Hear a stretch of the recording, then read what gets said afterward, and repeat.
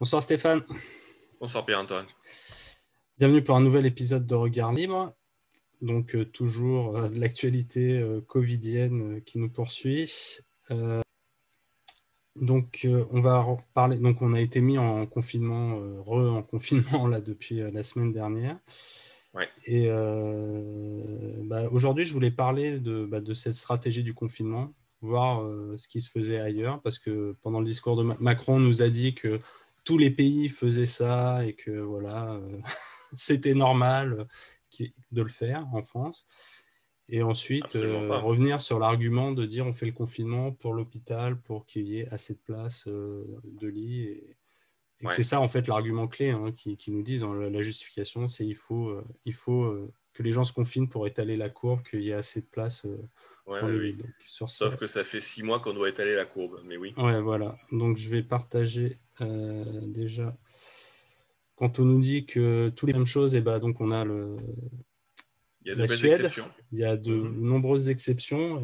Et après, en plus, bon, là, on ne va pas rentrer dans tous les détails, mais il y a des pays qui font du confinement très, très light. Ça peut être des couvre-feux entre 23h et 6h, mais quand on parle le gouvernement nous dit que tout le monde fait du confinement. Quand il parle de l'Allemagne, par exemple, alors que l'Allemagne ne fait pas de confinement, ils peuvent faire du couvre-feu au cas par cas.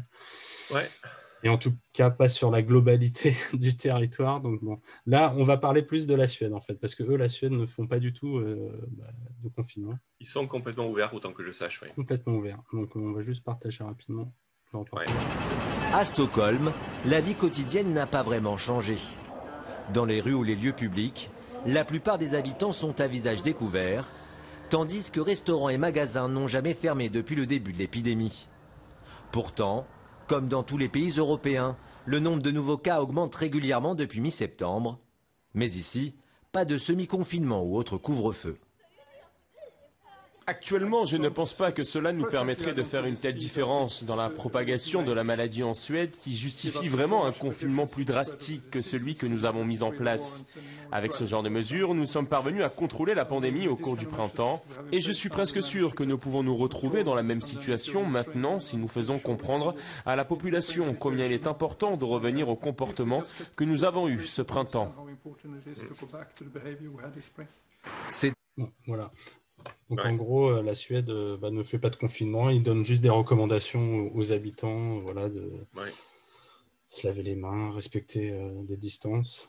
Et on a vu de nombreuses vidéos à Stockholm où les gens vont dans les centres commerciaux et il n'y a pas vraiment de distance au final entre les gens. Après, ce qu'on voit, c'est qu'en termes de chiffres, il y a quand même des morts. Hein. Il y a quand même des morts de Oui. cette maladie. Mais voilà, c'est qu'en fait, il n'y a Puisse y pas de avoir des différence. morts, ça Non, c'est une... c'est que le taux de Qu'il puisse y avoir mortalité eu des morts, c'est une autre histoire. oui, non, mais c'est une autre histoire. Mais ce que ça montre, parce qu'on pourrait dire ne pas confiner, il n'y a aucun impact. Bon, on voit que de toute façon, là, il y a des morts, ça n'empêche pas les morts. C'est pas l'opposé, sauf que en France, on confine, mais on a le même nombre de morts. Donc, au final, ça pose la Je question. me demande même si on n'en a pas plus en plus. Hein. Bon, C'est... dans les chiffres, le taux de mortalité enfin voilà, le ratio de morts est sensiblement équivalent quand on voit les tops. Ok, mais admettons qu'il y ait autant de morts comme tu dis, mais dans ce cas-là, mort pour mort, Oui, malheureusement, bien sûr. Hein. Au moins qu'on soit libre. L'avantage des bah, Suédois, c'est c'est qu'ils n'ont bon pas point, plus. c'est bon point. C'est Voilà. que pour le même résultat, la Suède a maintenu, sauvegardé son économie et sur le long terme, s'en sortira bien, Ah, je pas pense que plus c'est mal. plus que sur le long terme, si tu me permets. On va pas Oui, refaire sur les le court débats terme, qu'on a oui. eus, mais oui, parce que le dégât économique qu'on va avoir, il va toucher tout un tas de gens et en plus, il touche, tu vois, même dans le milieu médical. Le fait qu'on ait arrêté l'économie va avoir des conséquences en termes de famine, en termes de soins qu'on n'a pas pu donner. Moi, par exemple, ma mère, elle a sa santé qui a été dégradée à cause du confinement, parce que manque d'activité, etc. Donc, je suis convaincu qu'au contraire, l'arrêt de l'économie, le confinement a des conséquences négatives pour effectivement un nombre de morts qui est absolument pas significativement amélioré. Ouais. Et juste parenthèse, c'est que là maintenant, ils nous remettent le confinement Mmh. suite à la mesure qui était d'avoir le port du masque obligatoire partout, tout le temps et les Ouais, couvre-feux. ouais. Et on voit que ça n'a pas eu au final d'effet parce que sinon, ils ne feraient pas de confinement. Tu ouais, Mais tout à fait. s'il y avait eu un effet, on n'aurait pas eu besoin de fait. faire un confinement. Donc ça montre bien Mais que toutes ces mesures c'est n'ont un aucun peu intérêt. comme, tu sais, c'est un peu comme en économie, le keynésianisme, quoi. On fait la dette, et pour payer la dette, on continue à faire de la dette. C'est un peu ça, c'est une course en avant. Alors, l'analogie vaut ce qu'elle vaut, mais c'est un peu la même chose. On n'a pas réussi jusqu'à présent, ça ne marche pas, alors on continue dans le même sens encore plus, au lieu de se prendre du recul et se demander pourquoi ça ne marche pas. C'est le même genre de conneries. Ouais. Alors maintenant, je voulais revenir sur le sujet, sur le critère qui justifie ce confinement, c'est le sujet des places en réanimation. Oui.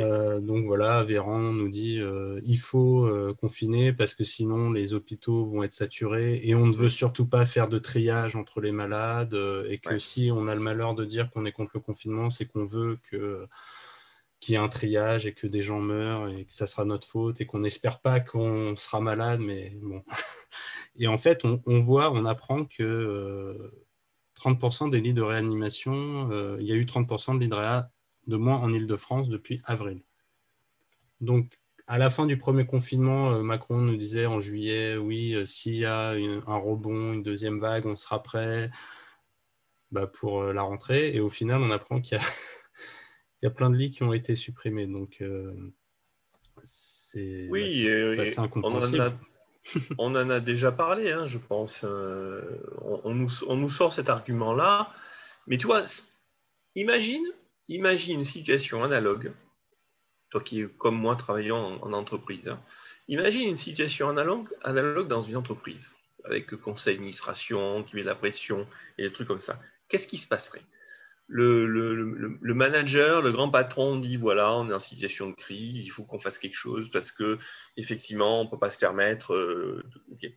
La première des choses qu'on demanderait, c'est d'avoir un contrôle, une espèce d'audit d'une manière ou d'une autre, et que les suivis des chiffres qui sont donnés soient accompagnés de tout un tas d'autres choses qui permettent de s'assurer qu'effectivement tous les arguments qui ont été avancés sont de bonne foi, mais sont effectivement suivis et qu'on peut effectivement piloter sur tout un tas de trucs.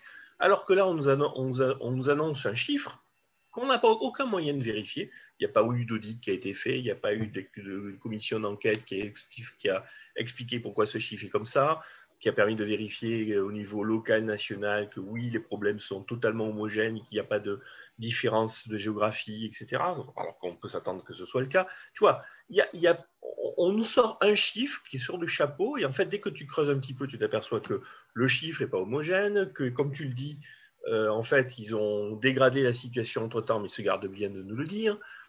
Il n'y a personne qui vérifie que ce qu'ils font, c'est bien ça.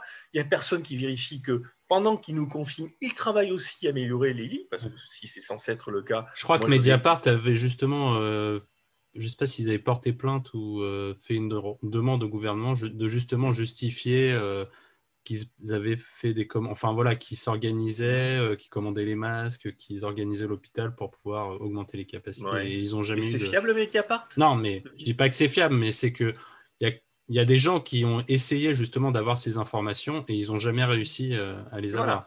Ben voilà. C'est pour aller dans le sens de ce que tu dis, c'est que mais des gens avec qui on n'est pas forcément d'accord, ils essaient quand même d'avoir l'info parce que tout le monde se dit mais c'est hallucinant et ils n'arrivent même pas à avoir, l'info. Il n'y a aucune raison que je sois le seul à penser ce que je viens de dire. C'est une pratique managériale classique. Mais une pratique managériale classique, confierait un dossier de ce type-là à un cabinet d'audit, quel qu'il soit, peut-être deux même, justement pour assurer un petit peu la véracité des choses. Et ça montrerait au moins un peu de sérieux. Je ne dis pas que ça réglerait tous les problèmes, mais des choses comme ce chiffre de moins 30% qui a été annoncé auraient été détectées bien avant et n'auraient tout simplement pas pu se passer sans qu'on s'en aperçoive. Donc, et au moins, ça ferait en sorte que les gens, on puisse au moins croire qu'ils sont logiques avec eux-mêmes. Quand Macron nous parle de cohérence, il faut être cohérent. On pourrait dire, bon, ils sont cohérents avec leur truc, ils disent que c'est hyper dangereux, donc ils augmentent la capacité, mais tu apprends qu'en fait, ils n'augmentent même pas, c'est qu'ils la diminuent. Quoi. Donc tu te dis, c'est... Mais c'est ça, tu sais bien que je ne suis absolument pas d'accord pour que ce critère des lits soit un critère qui puisse justifier un quelconque couvre-feu ou confinement, on en a déjà parlé, mais même à supposer que ce soit le cas, le sujet est suffisamment grave, puisqu'on met le pays à genoux, c'est ça qu'il faut dire. quand c'est grave à ce niveau-là, on essaie d'étayer un petit peu son argumentaire, on essaie d'étayer ses chiffres en disant, mais regardez, on ouvre, on montre qu'on est de bonne foi, on fait venir des auditeurs indépendants, ça existe, c'est fait pour ça. Ils trouveront des choses, ils ne trouveront pas, mais au moins on se met en situation d'avoir un tant soit peu de transparence et de crédibilité. Mais là, ce n'est pas du tout le cas. Donc, si tu veux, c'est non seulement l'argument d'Elie, et de toute façon pas un bon argument. Effectivement, dès qu'on commence à gratter un petit peu, tel que cet article, on s'aperçoit que c'est loin d'être aussi merveilleux et rose comme situation, et il y a eu tout un tas d'effets pervers mal pilotés, mais de toute façon, on ne se met pas en situation de transparence, et à part la télé le soir qui te dit les chiffres du jour, comme à la Pravda, il n'y a rien qui permet d'être sûr que de toute façon, que ce critère est le bon et est suivi. Ouais. Ok. Et pour finir sur le sujet du Covid, je voulais juste partager la vidéo là, de la députée Vonner qui est intervenue, donc c'était le 24 octobre à l'Assemblée. Ouais. Et je voudrais la partager parce que la réaction de Véran nous montre abjecte, un peu. Elle est assez abjecte et on se dit mais c'est lui qui décide pour nous de tout et ça fait très peur, je trouve. Oui, mais voilà. C'est abject mon réaction. Ouais. Nous dire, monsieur le rapporteur ou peut-être monsieur le ministre, qu'est-ce qui change d'une énorme grippe? Qu'est-ce qui change d'une épidémie virale telle que nous en avons connu, par exemple, en 2017, avec une surmortalité en janvier et en février 2017? Qu'est-ce qui change? Ce qui change, mesdames et messieurs, c'est que les mesures prises par le gouvernement interdisent toujours et encore les médecins de première ligne de pouvoir soigner leurs patients et attendent que ces personnes soient hospitalisées. Oui, il y a aujourd'hui des personnes en réanimation. Oui, il y a une situation sanitaire extrêmement préoccupante et je ne le nie absolument pas. Mais au fond, qu'est-ce qui a été fait depuis mars pour réorganiser l'hôpital? Le PLFSS que nous venons de voter, qui sera voté mardi, mais que nous avons terminé hier, aurait dû être le PLFSS que nous aurions dû avoir en 2017. Pourquoi? Parce qu'enfin, ce PLFSS va permettre de redéployer les 4000 lits qui nous manquent cruellement depuis tant d'années. Donc, la situation est difficile, la situation sanitaire est compliquée, mais elle ne diffère en rien. Et aujourd'hui, la mortalité, parce qu'heureusement, nos réanimateurs sont extraordinaires et heureusement, on sait soigner, la mortalité est inférieure à 1%. Madame la députée Martine Vonner, je n'ai pas pour coutume de vous répondre. D'ailleurs, j'évite en général. Mais vous l'aurez remarqué, vous me le reprochez. Mais parfois, il vaut mieux. Madame la députée Vonner, vous avez dit des choses d'une gravité que je considère totale. Quand vous considérez, Madame la députée, que ce n'est rien d'autre qu'une grosse grippe qui ne fait finalement que moins de 1% de mortalité. Madame la députée, nous sommes 70 millions de Français. Si nous devions atteindre une immunité collective de 60, 70, 80%, on ne sait pas jusqu'où peut monter cette immunité collective. Gageons que nous ayons, je ne sais pas, je fais comme vous, je théorise pour le coup, 40 millions de victimes de ce coronavirus et que finalement il n'y ait que 1% de ces 40 millions, pour reprendre vos mots, qui devaient mourir. Vous l'acceptez, Madame la députée? Vous l'acceptez? Donc avant de dire que c'est une grosse grippe, Madame la députée, réfléchissez, vous êtes médecin. Vous n'avez pas le droit de vous tromper quand vous dites ça. C'est encore plus grave. C'est encore plus grave. Bon, voilà. Il n'y a pas de mots pour une réaction pareille. Elle lui pose une question qui est concrète, en disant mais qu'est-ce qu'on a fait sur les lits parce que j'ai vu récemment des articles qui disaient qu'en fait, quand il y a eu les grippes en 2017 importantes, les hôpitaux étaient déjà saturés et que justement, on aurait dû déjà à ce moment-là augmenter les capacités, se remettre en cause. Mais c'est logique. La saturation, on en a déjà parlé, elle est liée au système. Ouais. Elle est endémique du système, si je puis dire. Donc, elle pose une bonne question. Je ne dis pas que c'est la meilleure question, mais elle pose une question concrète. Quid du rôle des médecins de ville comme premier niveau? Et elle a raison. Tout ce qu'on peut faire pour faire tampon, pour éviter que justement les gens rentrent dans le système hospitalier, pour simplement déjà aussi l'engorger, encore une fois, même discussion, est une bonne question, sans être un expert. C'est juste de la logique. Et au lieu de lui répondre sur ce point, il aurait pu être concret, lui répondre sur ce point. Il fait du dénigrement pur et simple. Ah oui, dès le début. Et il ne répond absolument pas. Il lui dit simplement, écoute, tu n'es pas d'accord avec moi. Comme tu n'es pas d'accord avec moi, tu te rends compte que tu menaces 400 000 personnes. Est-ce que tu es prêt à prendre ce risque-là? Mais c'est pas ça le sujet. C'est précisément pas le sujet. Si c'est ça le seul argument, on ne peut jamais discuter de rien. Donc c'est une réaction lamentable, qui montre bien qu'ils n'ont pas du tout l'intention de discuter. Bah non, voilà, ils ne discutent pas. Et oui, la première réponse, c'est dire je n'ai pas l'habitude de répondre, de discuter avec vous, alors qu'elle est députée. Enfin bon, tu es à l'Assemblée. Je comprends même pas que ça soit toléré, ce genre de... Enfin bon, il peut dire ce qu'il veut, mais ça montre bien le niveau de mesquinerie totale de ce gars, quoi. Mais bon...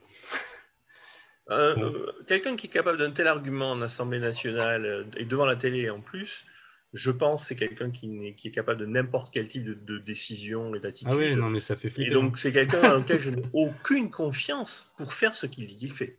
Ah oui, c'est sûr. Bon, voilà, on en a fini aujourd'hui pour le Covid. Merci. Mais je t'en prie.